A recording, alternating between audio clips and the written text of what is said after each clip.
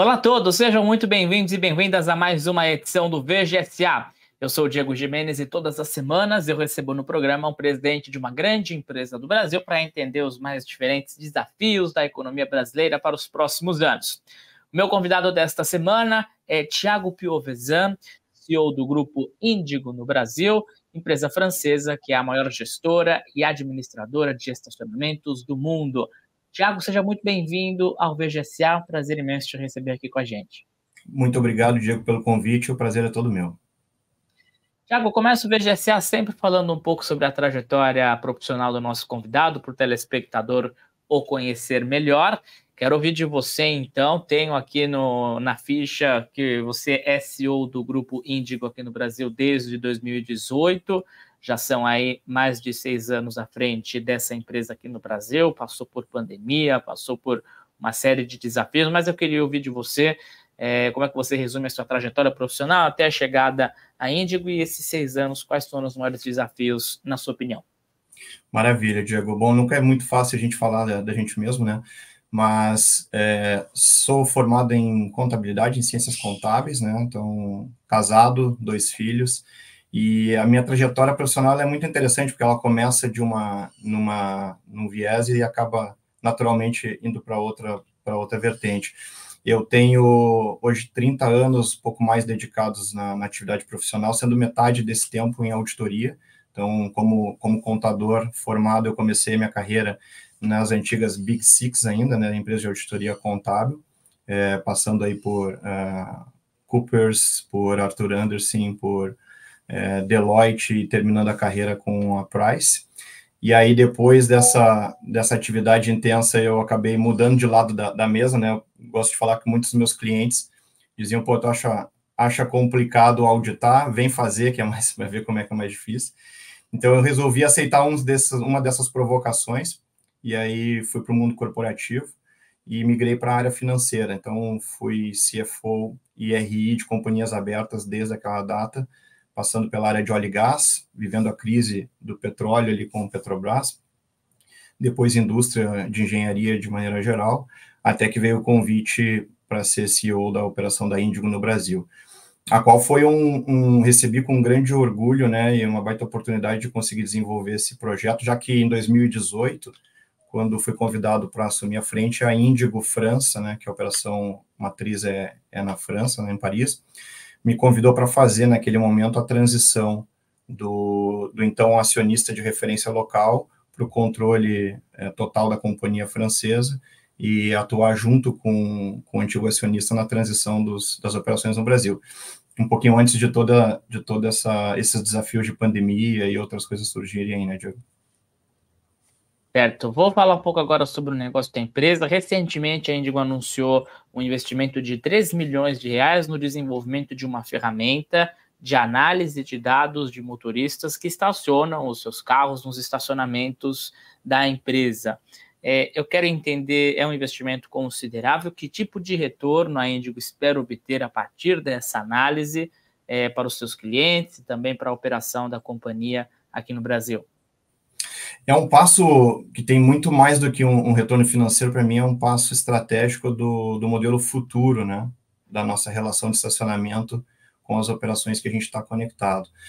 O investimento nessa ferramenta, ela visa conectar o Brasil numa tendência de mobilidade mundial que a gente já consegue perceber, Diego, lá fora, né? Então, se você vai olhar no Canadá, onde nós temos operações muito fortes em aeroportos, por exemplo, na Suíça, na Bélgica e na própria França, você já tem esse modelo de gestão de dados, de gestão de informações em benefício do cliente principal, do cliente corporativo, do dono do ativo propriamente dito, do shopping, da concessão do aeroporto, mas também em benefício do cliente final, né, do usuário.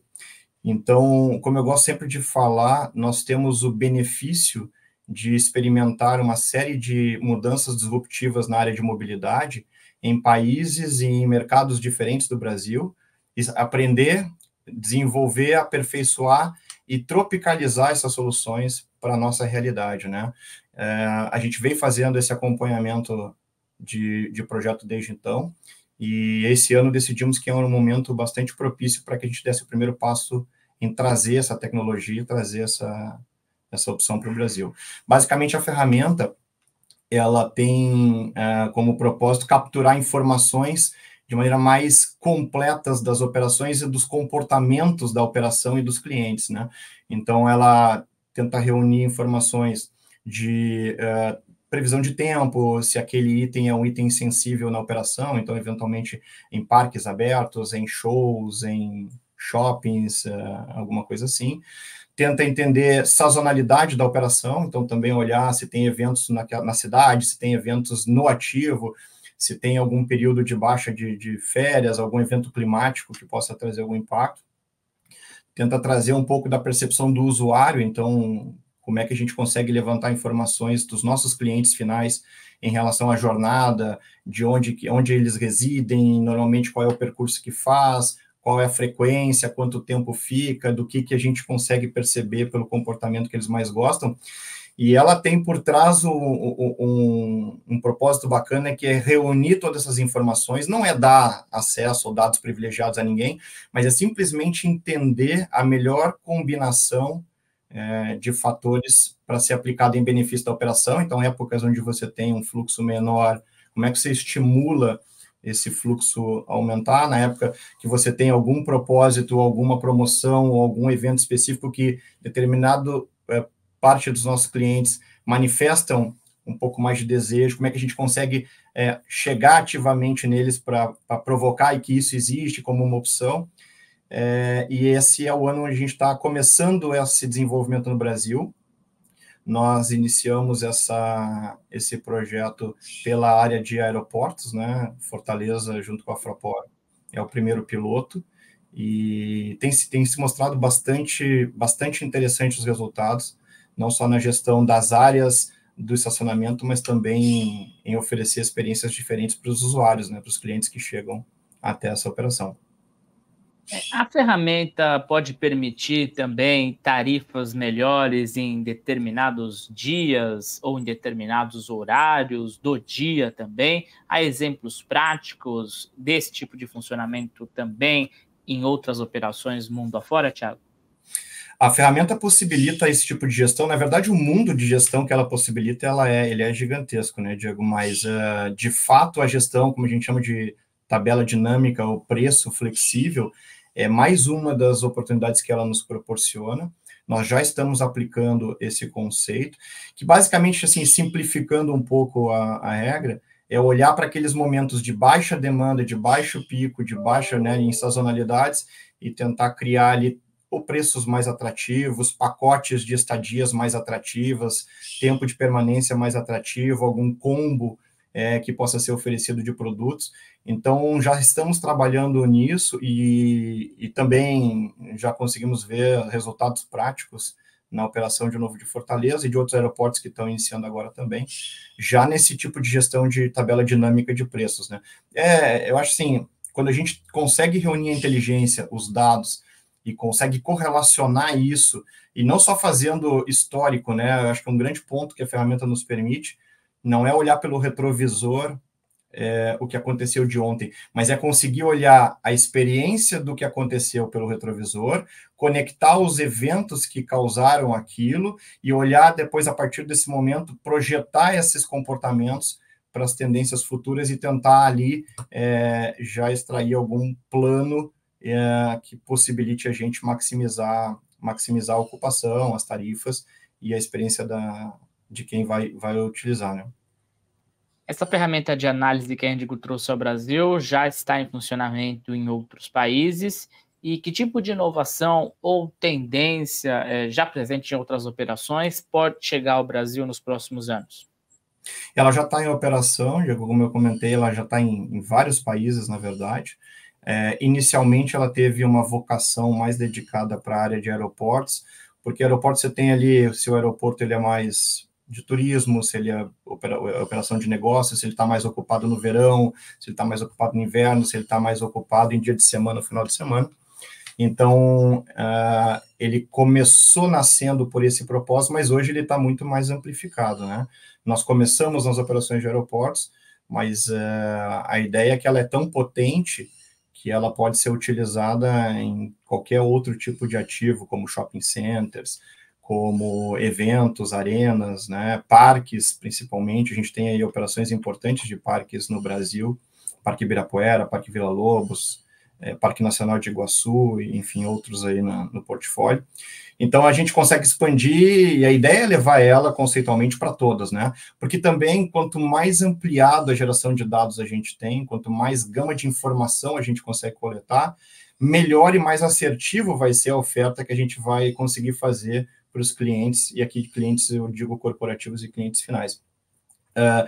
Muita coisa ainda depois, a partir disso, pode ser plugado, né, nessa ferramenta aí. O mundo do digital, acho que uma presença mais forte, né, Diego, pode trazer uma série de outras facilidades, pre-bookings, antecipações de reservas, entradas facilitadas, conectar outro serviço naquela região que você tem interesse, ou um carregador elétrico que vai estar disponível, ou usar uma, como a gente gosta de dizer, uma mobilidade alternativa para se conectar. Porque estacionamento, na verdade, todo mundo pensa tradicionalmente, né, o modelo antigo, de que ele é um ponto fim de jornada, né? Eu começo em casa, eu começo no trabalho e eu termino no estacionamento.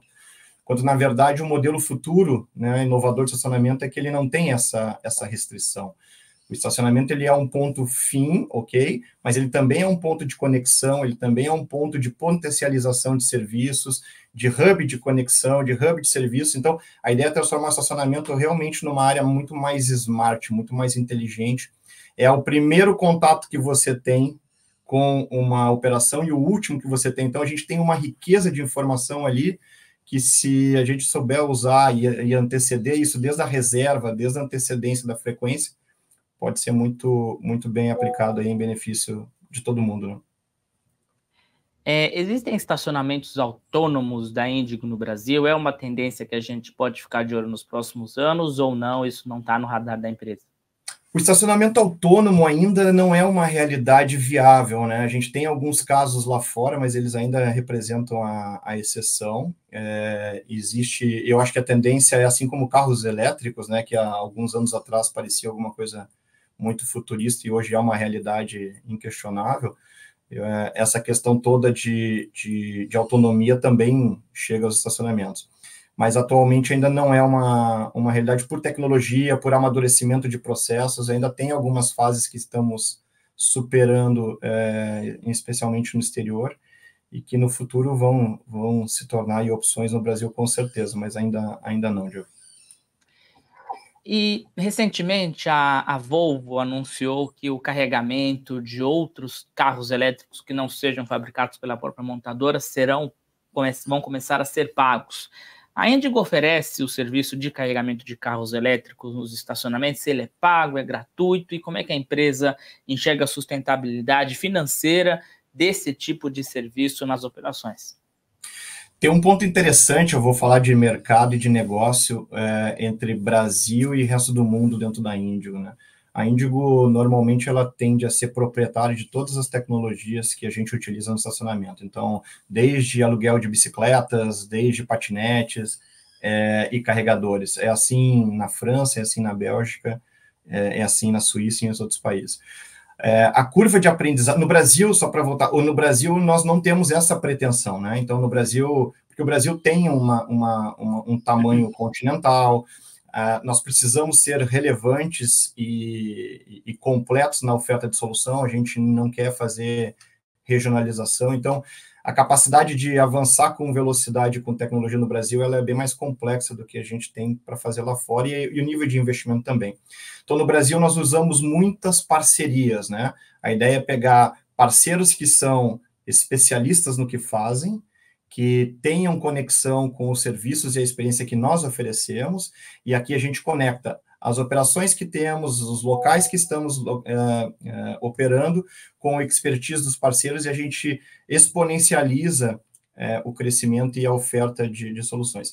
Por que eu digo isso? Porque carregadores elétricos, ele teve uma curva de maturação, Europa, se a gente puder pegar o mercado como um todo, que não foi pequena, né? A gente, neste momento, está atingindo um nível de maturidade de utilização dos carregadores que se viabilizam de maneira mais intensa, porque o volume de carros também aumentou, porque o aprendizado também aumentou e tudo mais, mas nem sempre foi assim, né? Lá atrás, os carregadores começaram sendo gratuitos, depois começaram a ser cobrados devagar, aí se profissionalizou, se aperfeiçoou um pouco mais a metodologia, e hoje sim, praticamente todos são cobrados na Europa. Qual é a realidade do Brasil? A realidade do Brasil é que a gente está no início dessa jornada de eletrificação que a Europa já passou. Então, aqui hoje você já tem, mas muito mais acelerada, né? Hoje você ainda tem a maior parte dos carregadores postos que não cobram, mas, porém, o que acontece com essa operação? Você não tem um nível de confiança muito grande, os equipamentos ficam quebrados ou inoperantes por muito tempo, porque, na verdade, eles estão ali muito para divulgação de mídia, né? Não são eficientes ao completo. Então, ao mesmo tempo que você tem uma oferta gratuita de carregamento, você não tem ela qualificada. Mas a frota de veículos precisa aumentar para que ela venha como um desenho de negócio mais intenso.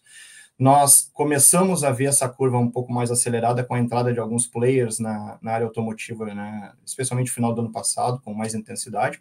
Então, vem aquela velha discussão, né? Quem vem primeiro, né? O carro elétrico e depois vem o carregador e depois vem o carro elétrico, e a verdade é que as duas coisas têm que caminhar juntas num processo de crescimento.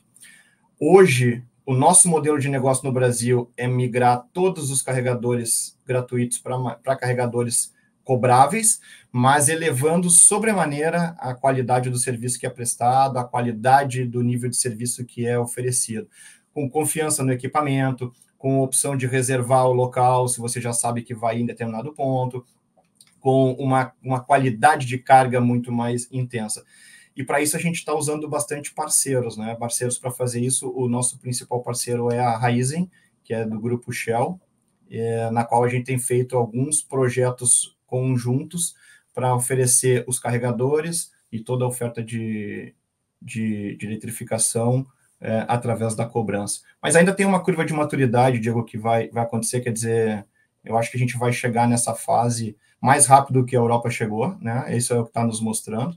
Nós estamos num momento bastante importante dessa construção, então minha visão esse é o momento de estabelecer a base montada de oferta de carregadores, porque não demora muito, isso aí já vai estar dominando o mercado, isso é uma questão de 1 ou 2 anos ainda, em termos de relevância, né? Mas só para você ter uma ideia, no mundo a gente tem hoje mais de 7.300 carregadores instalados, prestando serviço de recarga para os nossos clientes. Certo. Perguntei sobre o estacionamento autônomo, especialmente por causa das tags, e eu quero entender se, na sua percepção, as tags veiculares, elas caminham para extinguir, ou pelo menos diminuir consideravelmente outras formas para o pagamento das tarifas. As tags foram um importante movimento lá atrás para acelerar essa entrada e saída sem fricção de estacionamento, né? O modelo antigo é aquele que você vai lá, aperta o botão, sai um ticket em papel, você vai num caixa, paga. Isso está se desmaterializando ao longo do tempo e as tags tiveram um papel fundamental na aceleração desse processo. Hoje você já tem estacionamentos que não são autônomos no completo, mas você já não tem cancela na entrada, todo ele é operado a partir de câmeras e capturas de placa.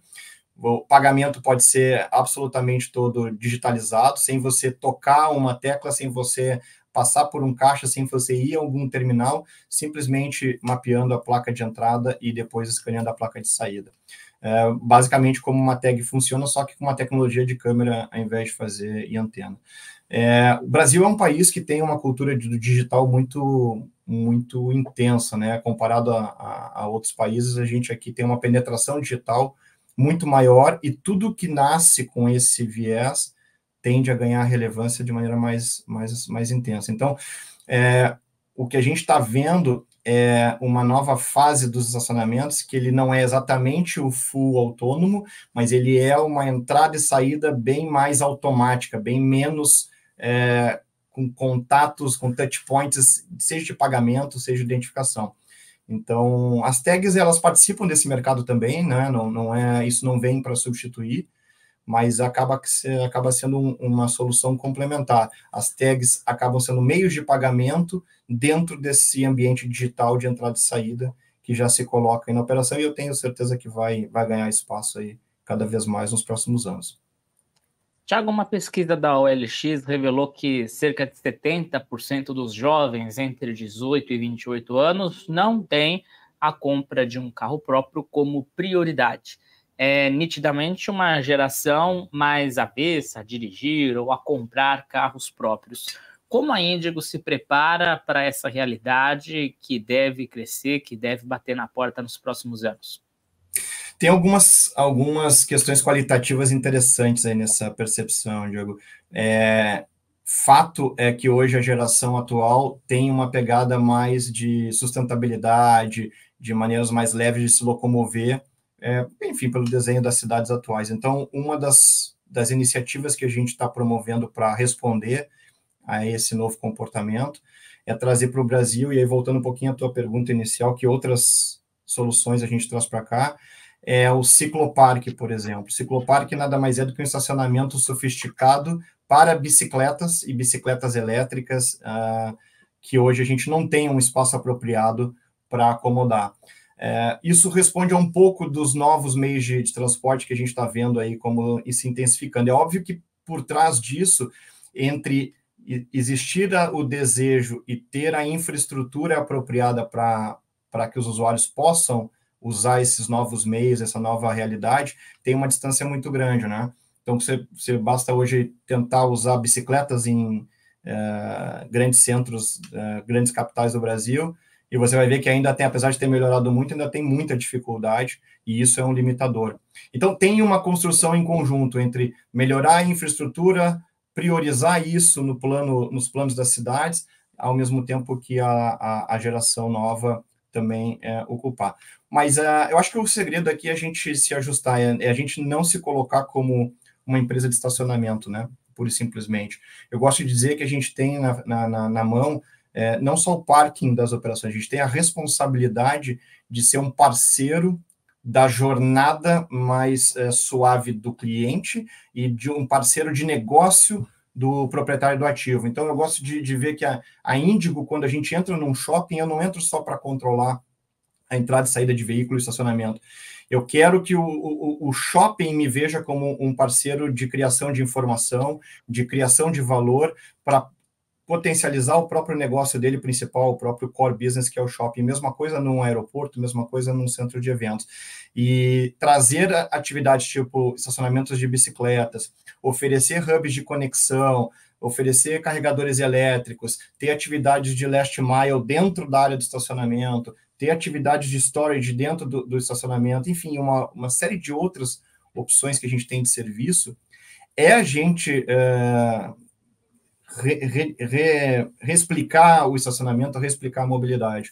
Eu acho que a gente tem aí um caminho grande para acompanhar. Muito embora em fluxo, em número de veículos, Diego, o Brasil, apesar de ter uma intensidade, uma intenção de compra de novos veículos mais reduzida, como tu falou, né, na tendência atual, mas ainda é o país que tem um veículo per capita em taxas bem abaixo do que a média mundial, né? Então, quando você vai para países, obviamente, no topo da pirâmide ali, Estados Unidos, o percentual de carro por população, ele é infinitamente maior do que o Brasil, o que sugere que, mesmo crescendo menos, ainda tem uma penetração importante para crescer, que aí, de novo, volta para as questões econômicas, volta para a capacidade financeira, volta para os investimentos em infraestrutura e volta com a questão de você também ter uma experiência melhor de pegar o seu carro, ir para algum lugar e não ficar no trânsito,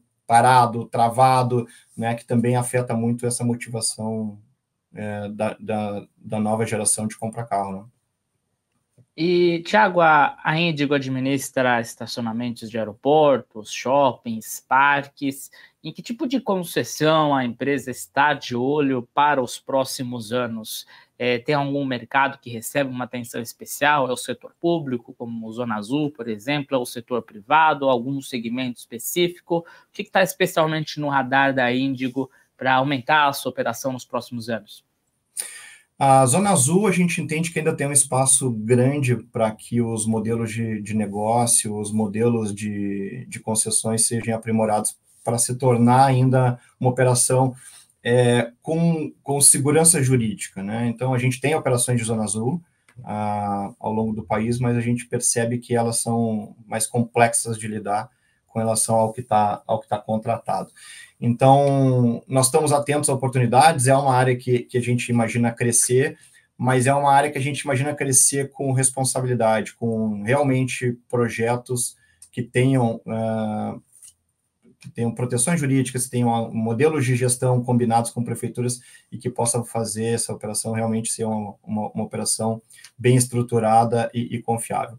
O viés, sem dúvida nenhuma, da companhia hoje ainda são concessões privadas, e aí determinar segmentos eu acho complicado, porque a gente, na verdade, está em todo segmento que tiver um ativo que possa ter uma aglomeração no bom sentido, né, que possa ter um fluxo de veículos mais intenso, que demande de tecnologia, que a gente possa aportar o nosso conhecimento de gestão, ele é ativo que nos interessa e faz parte. Mas eu posso destacar, Diogo, que a gente está muito forte em aeroportos, muito forte em parques, especialmente pós-pandemia, que foi um momento bastante difícil para nós, né?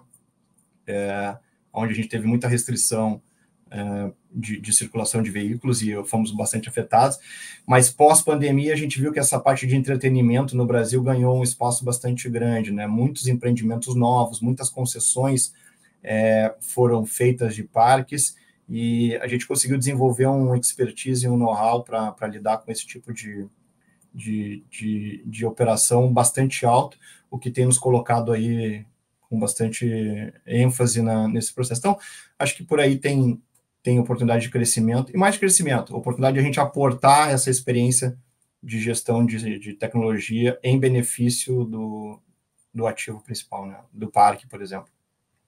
Certo, e Thiago, um dos maiores players do setor aqui no Brasil, a Estapar, é uma empresa que está listada na Bolsa de Valores brasileira. No termômetro atual, abertura de capital, listagem em bolsa, é uma possibilidade remota ou concreta para os planos da Índigo nos próximos anos? Não há um plano formado para abertura de capital, Diego. A gente hoje tem feito crescimento basicamente orgânico, né? Fizemos uma operação maior em 2022, que foi a fusão com a Paribem, né? A Índigo se juntou no Brasil com a operação, e isso deu uma capacidade de investimento, uma capacidade de desenvolvimento e de seguir no plano de expansão muito grande, né? A gente ganhou muita musculatura nesse processo. Eu gosto de dizer que, por exemplo, a gente, né, tínhamos o nosso escritório principal até então no Rio Grande do Sul, fomos bastante afetados aí nessa questão da enchente, mas também temos um escritório de igual tamanho em São Paulo, que tem toda a frente corporativa. E graças a essa fusão e essa união de forças, toda a operação foi absolutamente preservada a partir do escritório de São Paulo. Mas não tem, eu acho que o que é verdade, né? Nosso propósito é continuar crescendo. O mercado ainda é muito grande, né? Mesmo somados as nossas forças, os principais players, nós ainda temos uma fatia bastante reduzida do mercado de estacionamento e de mobilidade. Então, tem muito por fazer, tem muito por conectar. Eu gosto de dizer que o uso de dados, né, essa informação da ferramenta inteligente, ela ganha muito potencial quando você tem dados dentro dela, quando você tem conexões com outras fontes, quando você tem riqueza de informações para que elas possam gerar maior qualidade de dados para serem geridos. Então, crescer é o nosso viés, vamos, no curto prazo, é crescer através de equity e de dívida, mas não se descarta, né? O futuro a gente sabe, mas no curto prazo não é planos de fazer abertura de capital, Diogo. Certo. Thiago Piovesan, CEO da Índigo no Brasil, obrigado pelo papo, pela entrevista. Portas do STI do Radar Econômico sempre abertas. Sucesso e até a próxima. Obrigado pela oportunidade, foi um prazer e até a próxima. Valeu. E é isso, gente. Ponto final nesta edição do VGSA. Muito obrigado pela sua companhia, pela sua audiência. O VGSA está no ar todas as terças-feiras, a partir das 11 horas da manhã, no YouTube de Veja, também no Veja Mais, o nosso streaming, e no Radar Econômico. Você pode acessar e assistir quando e onde você quiser. Aproveito e te convido a assistir também o Veja Mercado, nosso programa diário de entrevistas com economistas, analistas e gestores das corretoras do Brasil. Está no ar de segunda a sexta, ao vivo, às 10 horas da manhã. Obrigado pela companhia, pela audiência. Volto na semana que vem com mais um presidente de uma grande empresa do Brasil. A gente se encontra.